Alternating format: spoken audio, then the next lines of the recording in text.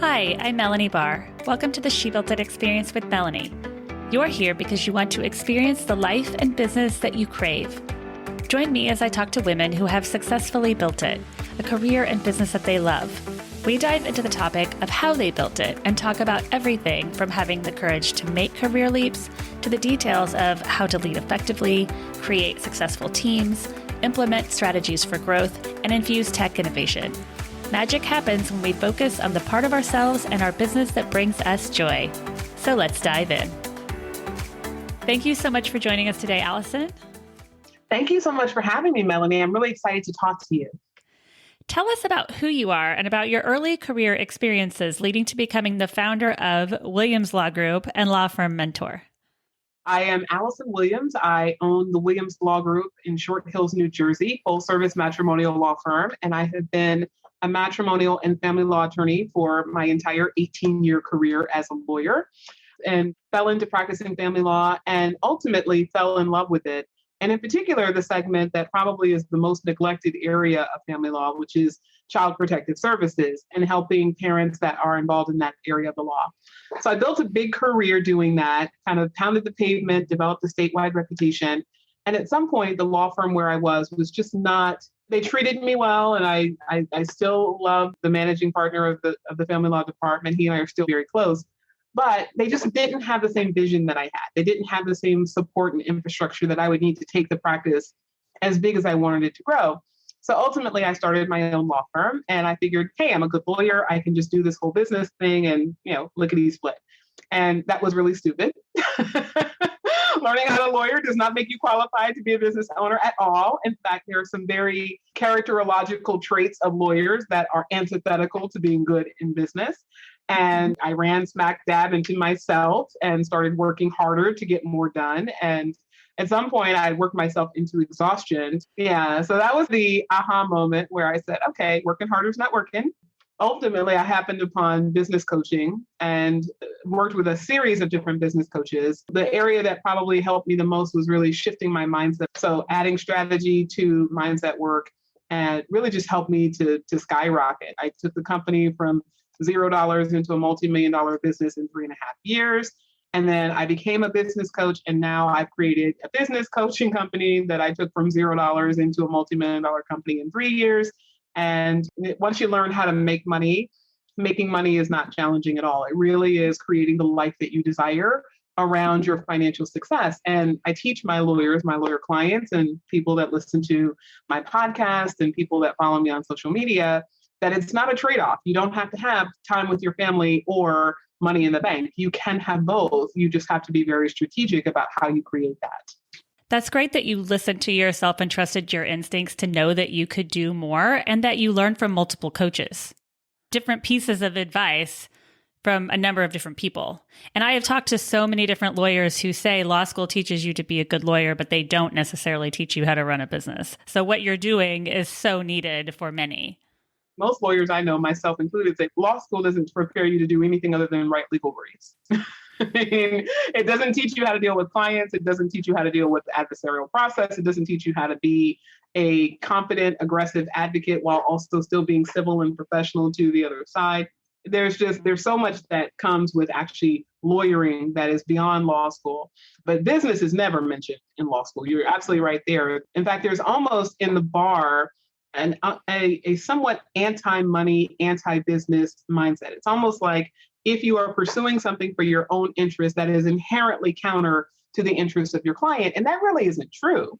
In fact, I tell my lawyers all the time, if you have a desire to be the best lawyer that you can because you want to effectively get a result for a client, you want to counsel them to have peace of mind, you want to achieve a goal for them, the best way that you can do that is by making the most of yourself. Because when you are stressed, tired, overwhelmed, that is when you are most likely to take it out on your client, to be resentful, to not show up as your best self, to not be the one who wants to wake up early and stay late to fight the good fight, because you're so overwhelmed by the basic pragmatics of living in the world we live in that requires money.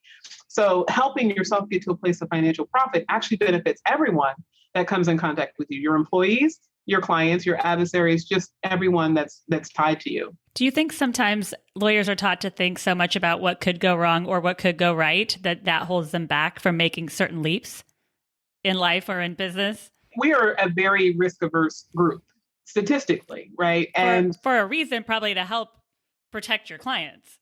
Yeah. I mean, if you think about it, what our aim is we're either fixing something that went wrong or we're trying to prevent something from going wrong. So we're always looking at worst case scenario. Worst case scenario comes up when you're trying to figure out the settlement to accept or not accept. Worst case scenario comes up when you try to figure out, should we settle or go to trial? Worst case scenario comes up when you say, accept this transaction or the other side may walk away. And all of that teaches us how to be good at the job of operating as an advocate in an adversarial system is antithetical to what you have to do in business, right? You have to step in the direction of what's unclear and uncertain. Mm-hmm. You have to take risks. Mm-hmm. You have to trust people. You have to be able to orchestrate ideas from a place of, I want the outcome, not every single little task that you want to hold on to and give to someone so that you suck the life out of them and make them dependent upon you and your advice in order to get their jobs done. Mm-hmm.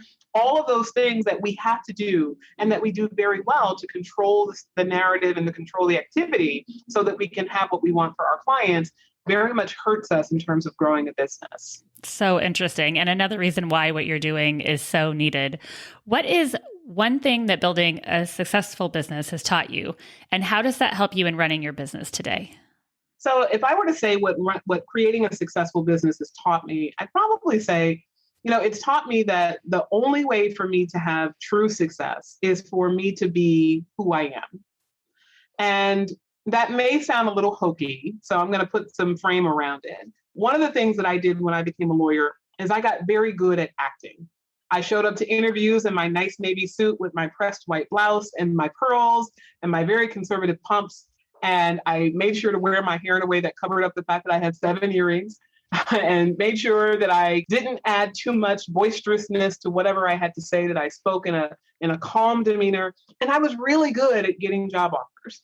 And then I took a job and I put on my Navy suit and I showed up to work and I went to court and asked and advocated with the very same, very buttoned up, eloquent prose that was expected for a female.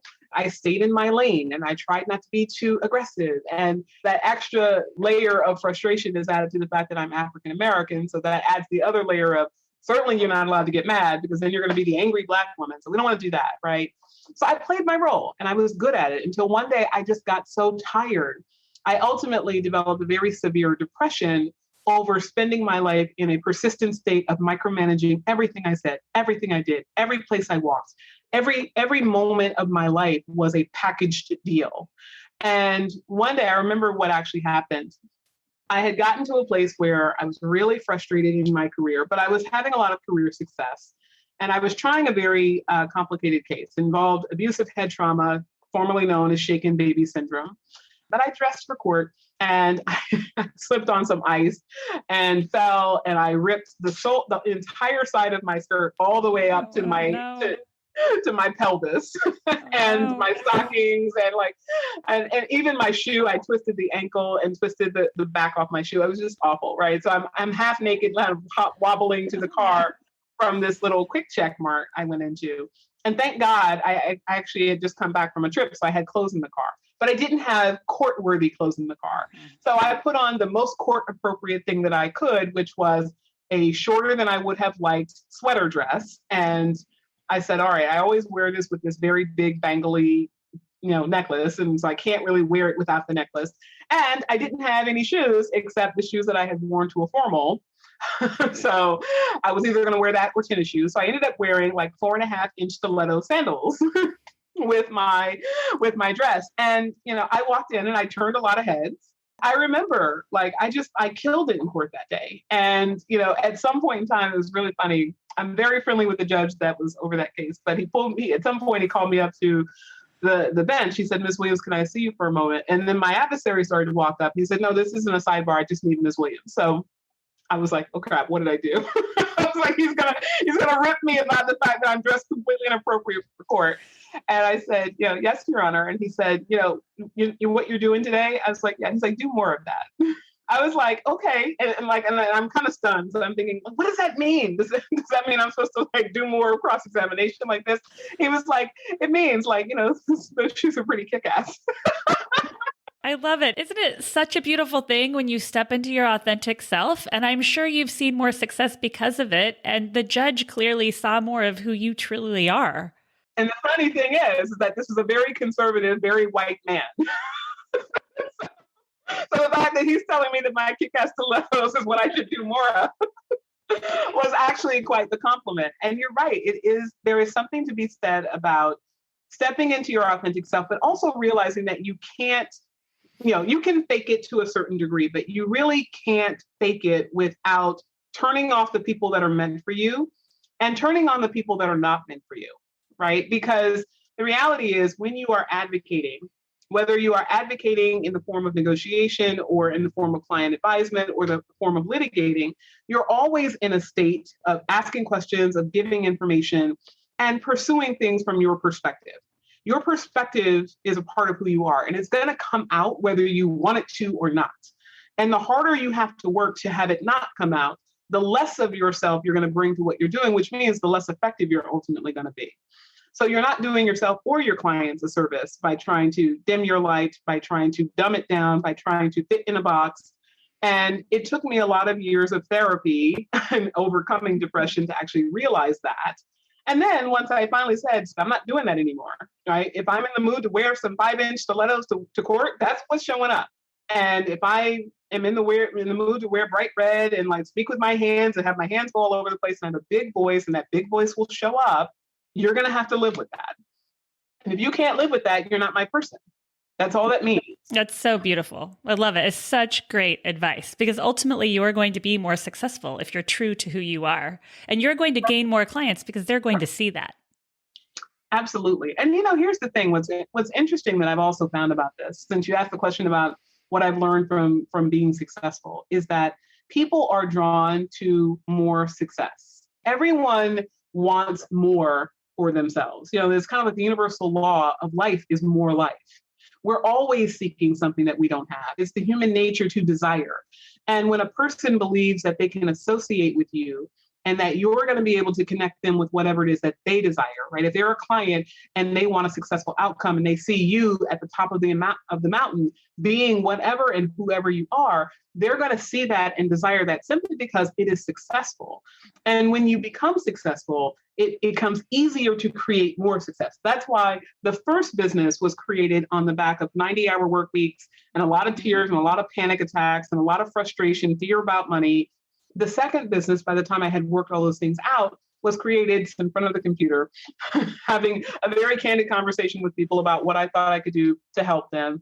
And miraculously, millions of dollars started to show up. And it didn't have any push or any angst or any frustration. I haven't had to do a lot of hiring and firing in this job. I've added people. Most of those people are still with me. I love the people that I work with. I love my clients. If I don't love you when I have a sales call, you're uninvited from our community. It's a very easy process and it grows rampantly because I am growing rampantly, right? The more of myself that I seek, the more I seek to optimize who I am, and the more I seek to create benefit for other people through who I am, the more people see that and are drawn to that and want it. So it becomes easy for you to get clients. It becomes easy for you to make money, and it becomes easy for you to attract the people who are going to help you to get to where you want to go without you having to put in all that frustrating work of, let me teach you and tell you every single thing you need. I mean, 90% of the things that happen in my company, I become aware of after the fact. Somebody says, we have a problem, let's solve it. And then they tell me about it. Here's the problem, we solved it. That's so great. You put in the work to become the business person and the lawyer that you are, but you also did the inner work. Oh, the inner work is everything, right? Because all of the strategies, the tips and tricks, the how, the marketing, the sales, I definitely teach those things because you do need them. But it took the getting over the fear of being judged by others, the internal voice that said, I'm not good enough, or I'm not worthy, or people aren't going to like me. I mean, I had this whole story when I decided to start the coaching business. I kind of looked out there because I knew a lot of coaches because I had been a client of a coaching company, of multiple coaching companies before I decided to do this. And so I started looking at what are their marketing, what does their marketing copy look like? And I was like, oh my God, every picture is a thin woman in a field with daisies and flowers and talking about, and I was like, that's not who I am. I'm never going to be the girl in the daisies, right? I passed the weight limit for girl in the daisies a good 50 pounds ago. So I was like, all right, if I'm not going to be that, I need to be something else. And then the other version of it was the guy who was pounding his chest and talking about how he's rich, standing in front of his private jet. And I was like, I'm not going to be the private jet jerk either. Like, that's not me either. I love money because I love Louis Vuitton. I don't love private jet. So I was like, I don't want to sell a false dream to people. So the only thing I can really do is sell myself. So I just started doing that. All right, guys, here I am. I sucked my thumb until I was 10, so my lips were crooked. And, I have a very big voice and a very big mouth and a lot of personality, and I have a lot of opinions. But when I don't know what I don't know, I will tell you that. And a lot of people won't, but I'll be honest with you. And people started saying, wow, there's some truth there. This person is not selling us a bill of goods. This person knows what she's talking about. This person can help me. And then I started adding other people who could help my people. And it took off. But it was really easy when I just started, this is me and here's who I am, and take it or leave it. Yeah, it's so important to be your authentic self. And you bring up sales and marketing. You talk about how important niching your business brand is to create scalability. Can you tell us about that? So I think a lot of lawyers, especially when they first start a business, they are afraid of picking a lane. So they can become the master of door law. Anything that walks through the door is who I can help.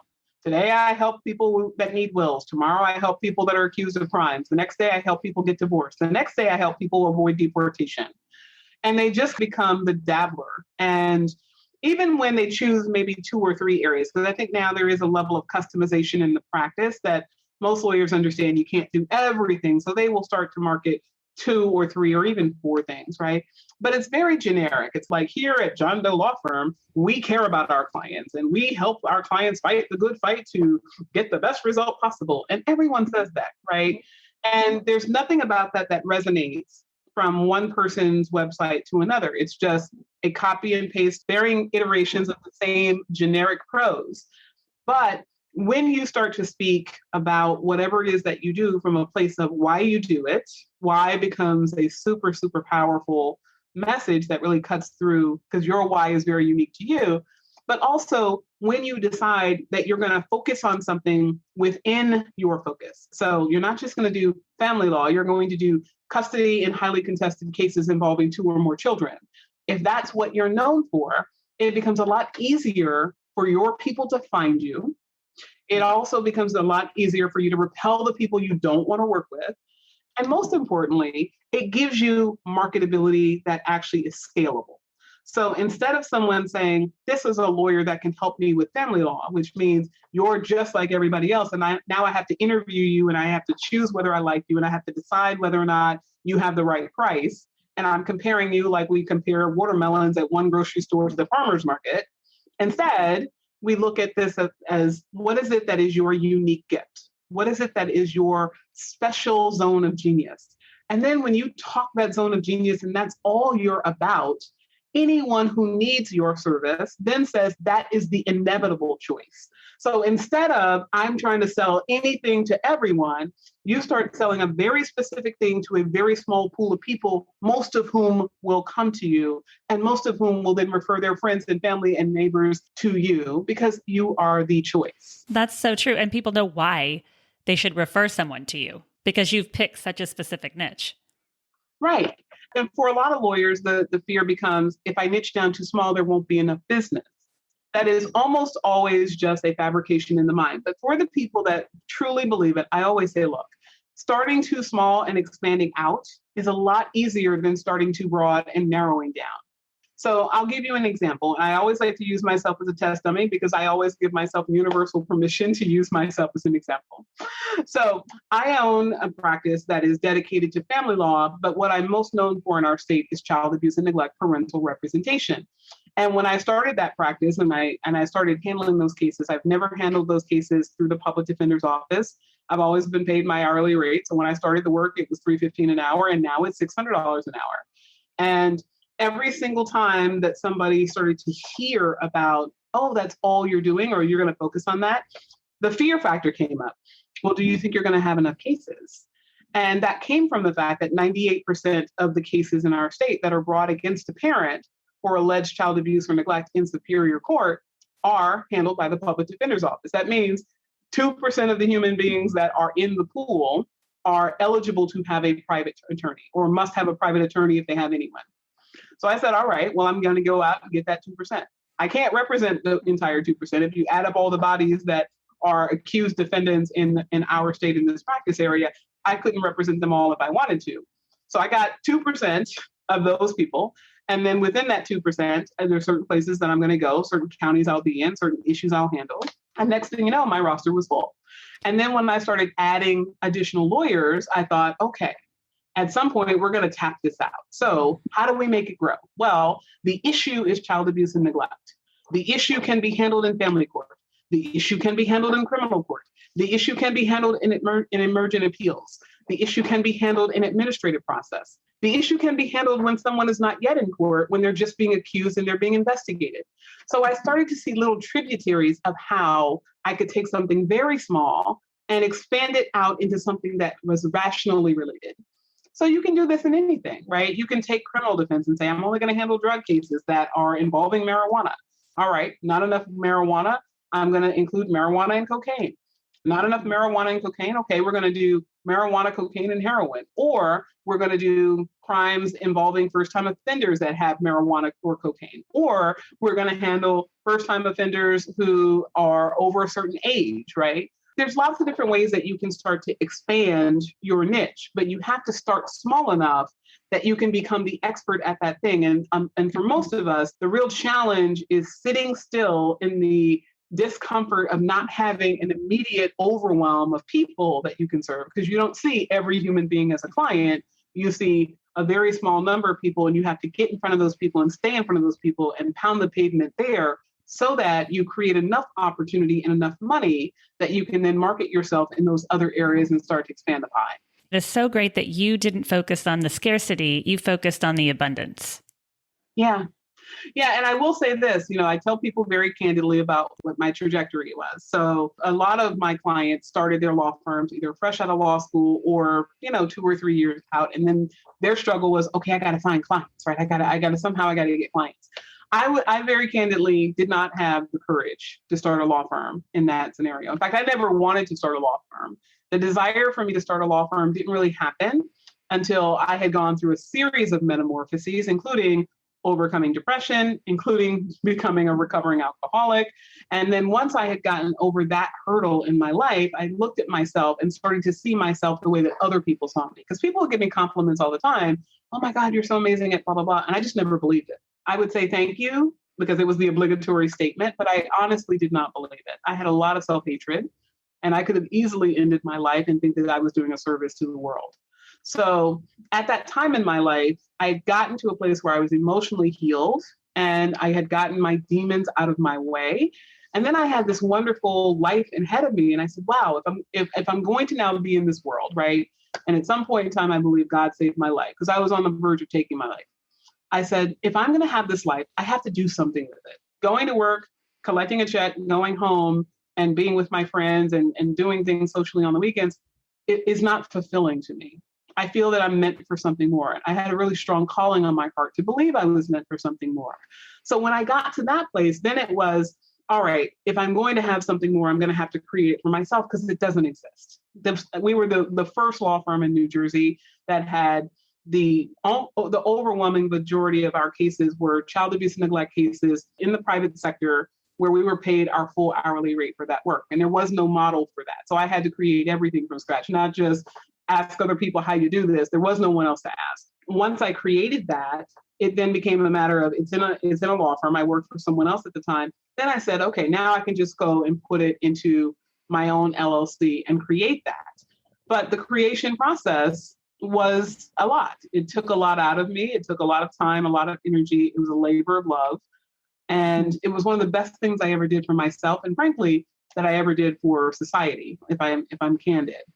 But that process took me deciding that I had a purpose, that my purpose had value because it was within me, And now I'm going to share it with other people. And that had to be the highest priority. And that priority then fueled me to go forward so I could stay up those late nights and work those weekends and do everything that I was required to do. Thank you for sharing that lesson, because you were doing so much to help people and to help children. And for you to have those feelings when someone said you're doing wonderful work, I mean, look at how far you've come with the inner and the outer work. Really, truly an inspiration. And, the inner work is not always fun. No, it's scary and it's hard. And a lot of it is about when you get past the scary and hard, it then becomes mindset. Yeah. And the mindset work is something that I still work on. I tell people this all the time. I believe in coaching so much. It's not just something that I do.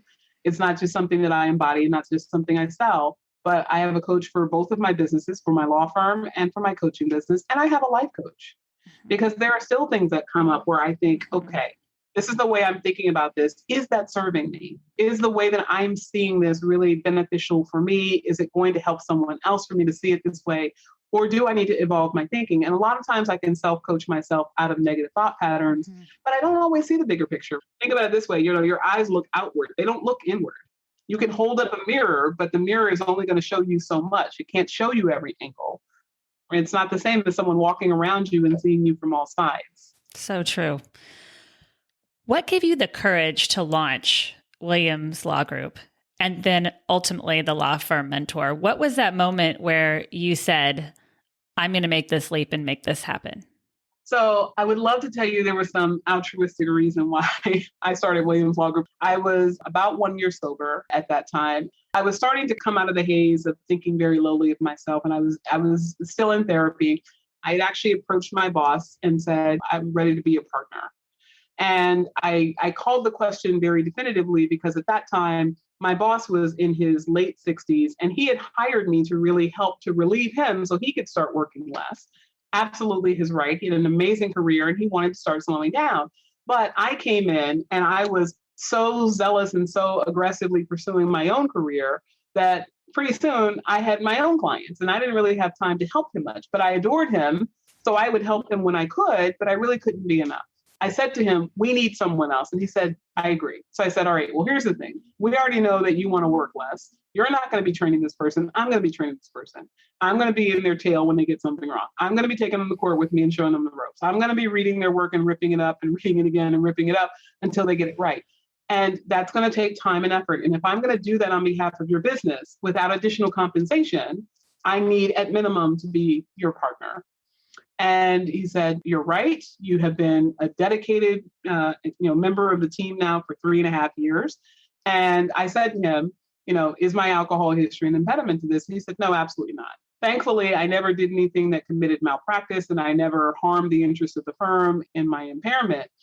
So I said, well, if that's not an issue, what is it? He said, well, I had to go talk to the guys. He had 2 other partners. I affectionately refer to them as Larry, Mo, and Curly. So Larry goes and has the conversation with Mo and Curly behind closed doors. And he comes back to me and says, well, we need to move slowly with this. And I said, what exactly do you need to move slowly with? Well, there are a lot of considerations. And he wasn't really giving me an answer. He was just kind of saying things because I think whatever it was that he didn't want to say, he wasn't prepared to answer any questions. And I said to him, not for nothing, but there's $500,000 that comes into this law firm from me, not me advertising, not me paying somebody to build a website. I had nothing other than a homemade blog on WordPress that still had the name of the company .wordpress.com at the end of it. And people were finding me. And hundreds of thousands of dollars were coming in to find me. So I said, not for nothing, but I'm generating more work for your business than your partners are. And you don't have to pay for it with me. So tell me what exactly it is that's causing you to pause here. And perhaps I can address that. If you tell me it's a non-starter, it's never going to happen, I'd appreciate you saying that. No, I'm not saying it can't happen. I have to keep talking to them. And then it occurred to me, like I went home after that conversation. And I said, if these people don't see my value, I am not going to try to convince them. At this point, after all that I've given, if the ipso facto is not there, if you don't see my value by virtue of what you've gotten so far, the answer is simply you don't deserve my value. So very clearly, I made the decision. I told my boss, listen, I understand you have a position. You told me that you're still working on it. You work on it. And I had just gotten into the American Academy of Matrimonial Lawyers, which is a very prestigious national organization that allows only the most elite in matrimonial and family law into the organization. And I'd gotten in very young. And I was the first African American in our state to get in. So I said to him, here's the thing. At some point, I'm going to have to introduce myself at the opening ceremony when I go to this national organization event. And I don't intend to address myself as someone's associate, because people don't get into this organization when they're someone's associate. People get into this organization when they're making new law and changing the world. So I will attend that event. And then he said, okay, well, give me time. So anyway, Hurricane Sandy hit New Jersey, and we were out for 3 weeks or so without power and all of that. And I was about to leave. And he said, well, the conference is coming up. Do you have everything you need? I said, yeah, I took care of it. I'm all signed up. I'm ready to go. And he said, all right, well, what's going to happen when you get there? I said, what do you mean? He said, well, you said you don't want to refer to yourself a certain way. And, I still have to talk to them. And, we had Hurricane Sandy. And I said, I told you what I told you. And I meant it then and I mean it now. I don't intend to call myself someone's associate. Well, what does that mean? I was like, that means exactly what I told you. I don't intend to call myself your associate. And he said, well, are you leaving? I said, I'm not leaving in this moment. I'm going to the conference. I'll come back. I'm not quitting my job. And he said, okay. And then I came back, and a few months later, I quit my job. But, this is it. It's good for you because you trusted your instincts, but it's also interesting how the universe or God is going to push us in that right direction. If there is something more that we're meant for, and we're not making the leap at that moment. Well, that's very true. I mean, this time I actually did make the choice. 2 other times I did not belong somewhere. I got fired. So the universe made the choice for me. I mean, seriously, I look at that as the same thing. You're meant for something different if that happens. Something different, something better. That was Williams Law Group. Law Firm Mentor was a little bit different. So I had gone through the journey of building the law firm, and I had gotten a law firm to a place where it really did not require me at all. So I tell people now I operate a multi-million-dollar company that requires about 5 hours of my week. The reality is 5 hours is a stretch, and that's averaged over the surge of time that will be, oh my God, we have a leadership issue, or oh my God, someone doesn't know how to manage something and I have to step in to give some guidance. But for the most part, I am not necessary to the functioning of this business. I get hit by a bus tomorrow. Clients come in through my salesperson. Clients are serviced by my attorneys. My partner is the manager of my attorneys. My office administrator is the manager of my staff. Money is taken care of by my finance department, right? I am unnecessary to anything other than being very well compensated to be the leader and the face of this company. And once I had that, I was bored. It's like, I can't only have 5 hours of work to do each week. I'm going crazy. I love this because my next question was, what's your strategy for management? But you just beautifully laid it out for us. I teach lawyers how to do is I'm very much a proponent of having a system for everything, but not a system whereby you just brain dump step by step by step. There's a lot more to it that goes into the process of systematizing a business and creating a systems culture. And once you have a systems culture, you can hire people, import them into that culture, and they start running the business pursuant to a system. So it reduces risk and creates opportunity for growth, just inherent in the way that you're being every day. You don't have to work to figure out where people's next step is. You don't have to work to get things done. Things are being done automatically. And so once you learn how to create that, the leader of the company, the CEO, does have to lead the leaders. But leading the leaders becomes a matter of, let's check in on what your reports say. Let's make sure you have the resources you need. Do you have the coaching necessary for you? What are the questions and development areas that you're working on? How are you going to solve the problems that are coming up in your day-to-day? And if you don't know how to solve those problems, let's have a coaching conversation so I can help you to solve those problems. But I'm not going to snatch it back and solve it for you. That's not my job. Your job is to solve your problems. My job is to support you and be here as you do, and to applaud you when you ultimately come up with the answer that I hired you to come up with, because I know that you're capable of that. And so that becomes a matter of, I'm at the top. So, and I have a layer of people who are right below me. And then we have team members under each of those different department heads to keep things actually getting the work done. And that's why Law Firm Mentor is so needed, so that you can teach all of these things to other people leading their law firms? I learned from a lot of different people. This is one thing I did not learn. I learned how to do things myself. I learned how to delegate to people. But the missing link was always taking it beyond delegation to automaticity, so that people have their own role and they see it as their responsibility. And yes, you build in checks and balances because we are a law firm. You have a responsibility ethically to manage people. You don't take your hands off the wheel, but you create the mechanism in a way that people are always growing and developing. And every person is looking for their lane and staying in their lane so that everything beautifully works together. And that's where you get the ease and grace that comes with having an office full of people that love each other. I mean, the saddest part of quarantine for my office was that everybody hated the idea of not seeing each other.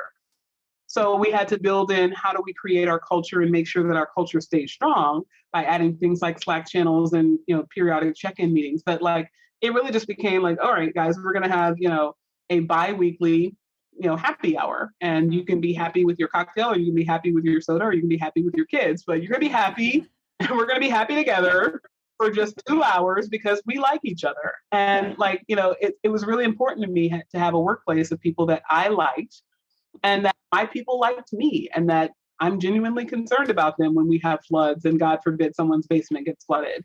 I'm genuinely happy to hear that somebody's having a baby, or that somebody's puppy is walking, or that somebody is traveling to a new place for the first time. So those things get to fill my heart joy, which makes it easier to want to be the best leader for them, so that I'm always working on myself as a responsibility to my company, but also for the people that I lead. That is so great that you built that culture. And I'm sure your employees are so appreciative of it.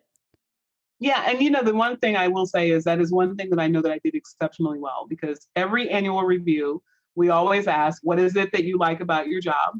And what is it that you'd be upset if it had to change? And people always say, the people here.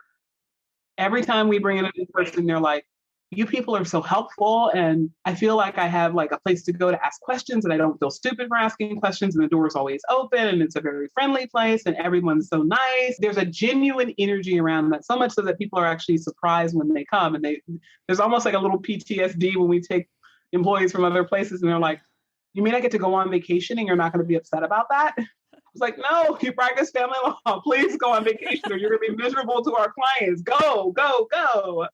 And that's something that a lot of people just don't recognize until they come here and this is like Shangri-La. Magic happens when we focus on the part of ourselves and our business that brings us joy. What is one tip that you can leave with us today about how you find and live your joy? Wow. So that's such a powerful question. I find and live my joy by seeing the development of the people that I work with. It always gives me a certain level of satisfaction when I can say, I created an avenue for someone.